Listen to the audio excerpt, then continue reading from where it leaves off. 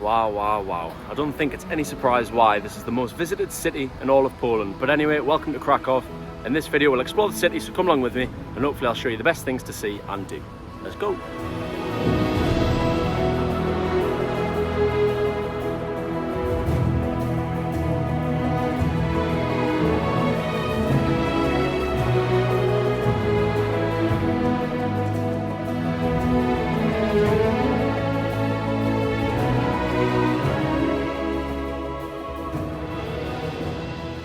So we're going to start off here in the main market square, right in the old town. This is the main central market, and I think in Polish it's called Rynek Główny. Let me know if I got that right. My Polish isn't the best. But anyway, believe it or not, this is the largest medieval main square in Europe, which is absolutely insane. And it does extend over that way as well, but it's sort of split in half by this beautiful building here. But of course, we'll take a look at all that in a minute. So let's have a little explore first, and then we'll just go from there. Let's go. So starting off on our little adventure, I decide to check out this big beautiful building first. Now this is called the Cloth Hall, and really sets the bar high for how beautiful this city is. It's been around in one form or another since the Middle Ages, and since then has been an important trading hub in the centre of the city. But the building in its current form was redeveloped in the 19th century, and I'd certainly recommend taking a wander around it. You can enjoy its magnificent archways, alongside the row of beautiful stone pillars, and of course the incredible view onto St Mary's Basilica, the Town Hall Tower, and the many colourful buildings lining the outskirts of the main square. Anyway, moving into the Cloth Hall, I'm surprised to see a long row of stalls stretching from top to bottom. They each sold all sorts of things, but there did seem to be a lot of jewellery. But I have to say my favourite thing about this building was the decoration of each Polish city's crest painted all along the white walls. It was nice to be reminded of some other beautiful Polish cities, of which I've also had the pleasure of visiting. It's time to move on from the cloth market now, and on the way out I admire the external shaping and decorative touches once more, looking forward to seeing what I stumble upon next. And perhaps without surprise, I pass all sorts of lovely buildings, some with stunning artwork and decoration, and others of all different kinds of colour.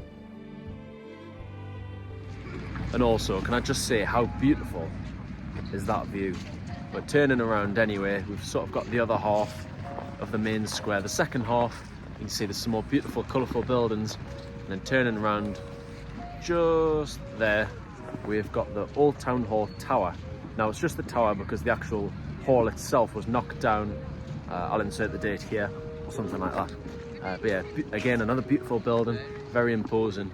But let's make our way over that way and then come back round. The tower is certainly another impressive building, and pretty old too, being built at the end of the 14th century in a Gothic style. And I'm pretty sure you can also take a look inside and pay to go to the viewpoint at the top too if you're interested in that. Alright, so we've pretty much came full circle around the main square now, and also you can see there's some beautiful buildings over there, and there's loads and loads of like restaurants and bars and stuff that I've got like heaters and stuff so you can eat there on an evening, but I'll show you all that in a minute with all the Christmas lights and stuff. It looks beautiful. And also we've got some beautifully coloured buildings there, but turning around, probably the main centrepiece in the whole main square, we've got that church there, which looks absolutely incredible. So let's go and head over there and see if we can take a look inside.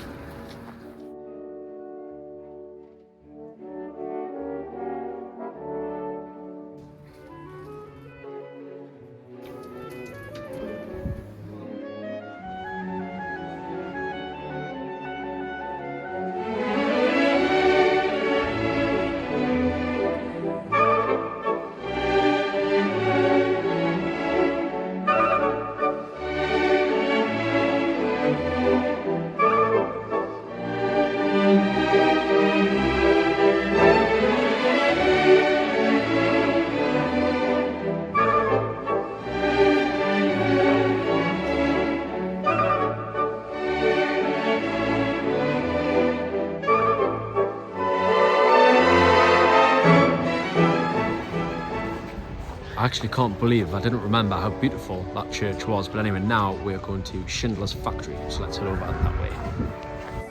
Anyway, it's time we get back to exploring. Leaving the old town behind, I start heading over to Schindler's factory. Again, I pass by some more lovely buildings, but then also some which look like they're fresh out of World War II. Carrying on through the streets, I eventually cross over the Vistula River, which runs south of the old town, and then a few minutes later I arrive. But before we head in, I think it's time for a music change.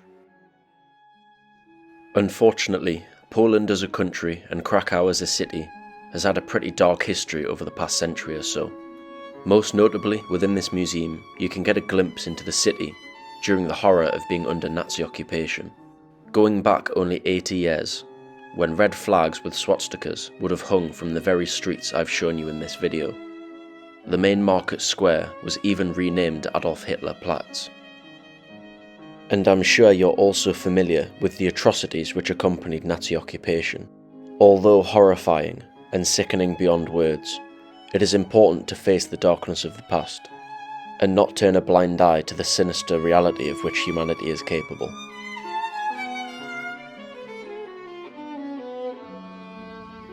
And outside, not far from the museum, is also a monument consisting of 33 iron chairs, which commemorates the tragedy which occurred within the Jewish quarter here in Krakow. The chairs are located on this square, where many Jews would have been executed, taken from their families and transported to neighbouring work and death camps, such as the infamous Auschwitz concentration camp, which I'm sure you've all heard of. Anyway, that marks the end of day one. It's time to get to bed and we'll start again tomorrow. Right, hello, good morning. This looks just as beautiful as it did yesterday, but anyway, good morning. It's day 2, we've got plenty still to see. Let's get started.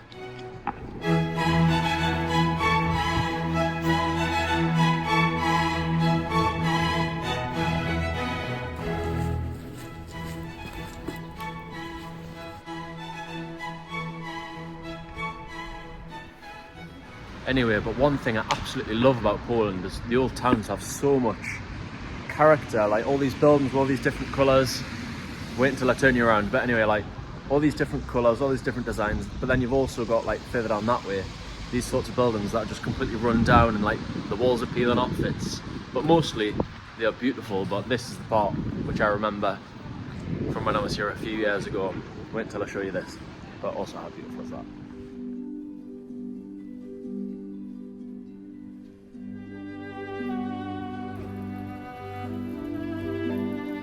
So just behind me here anyway, we've got some of the old town defensive walls. We've got some beautiful paintings on the wall there. Now that's one thing which sticks in my mind from when I was here 4.5 years ago in the summer. And I think these date back from the late 13th century, I believe. And you've got like those beautiful little wooden walkways there, which remind me of when I was in Tallinn. The old town walls there are stunning, by the way.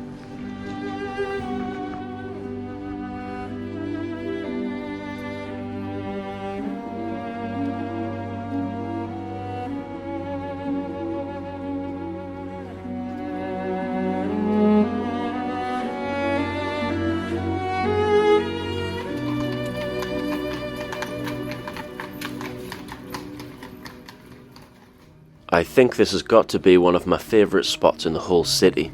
Just look how beautiful it is. I suppose the tower in the background's nice as well.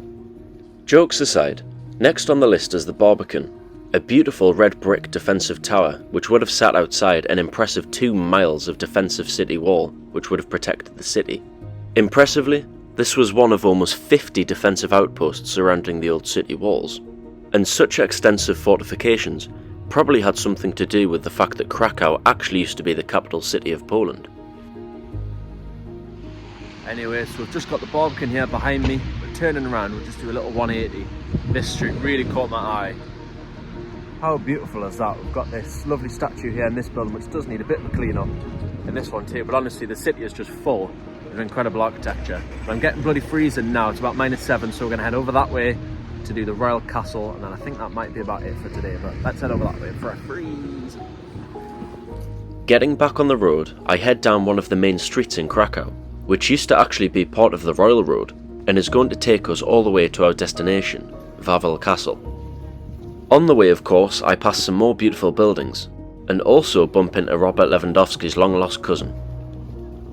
Then, it's back through the main square, and passing another incredible church, that after about a 15-minute walk, I arrive at the castle. Alright, and finally after that long cold walk, my hands on my face, freezing. Just here, we have got the castle. I think it's pronounced Wawel, I don't know. But here it is anyway. It's a lot bigger than what I remember, but we'll see if we can take a look inside. and then I want to get home and get warm. The castle is much prettier than I remembered, and bigger too. It's probably well worth a look inside for less than £5, but I'll have to leave that to your imagination, as I was a little short on energy and time. Even still, you can certainly appreciate it from the outside too, but it is something I'd recommend going in to see while you're in Krakow.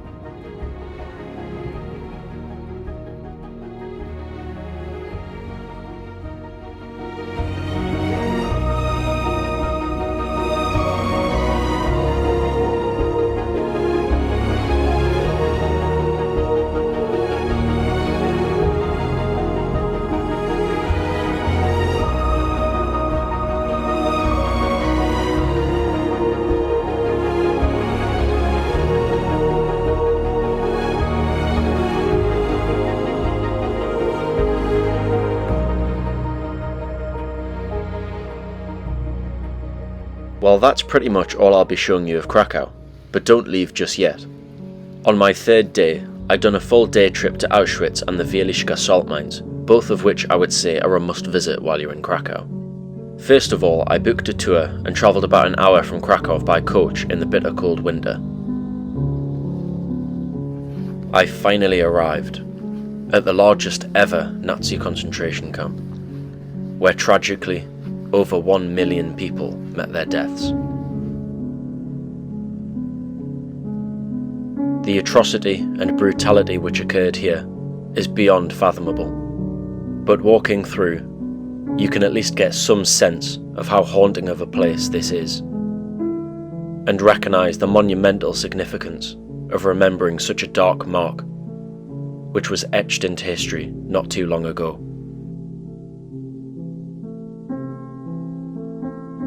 And after visiting Camp 1, next is Birkenau, and I'm sure you'll probably recognise this iconic view. Despite how traumatic and devastating of a place this is, I would also strongly recommend you visit while you're in Krakow. It is such a significant part of human history, and as I'm sure you may have heard before, those who cannot remember the past are condemned to repeat it.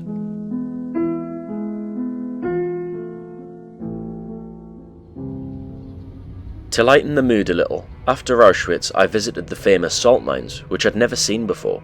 I was pretty excited as we descended down 70 metres or so, spinning round and round on this wooden staircase. Overall, it was really worth visiting, even just for the main hall alone. But I thought this bit too was just absolutely insane. Anyway, I'll keep it brief because I'll be bringing out a full video both for Auschwitz and the salt mines too. Alright, so there we are, that's another adventure drawn to a close. It's time to go home. There's the coach station, got a flight in just less than 3 hours. But also, if you are interested, I'll have a full video coming up for Auschwitz and also another full video coming up for salt mines. If that's of interest, if you're in Krakow, I definitely recommend you do both. I think you've got to, really. But anyway, if you did enjoy this video, please subscribe, come along on some more adventures with me. I've also got videos for Gdansk and Wrocław or Wrocław in Poland too, both beautiful cities. Feel free to check those out. Anyway, catch you another time soon. Goodbye.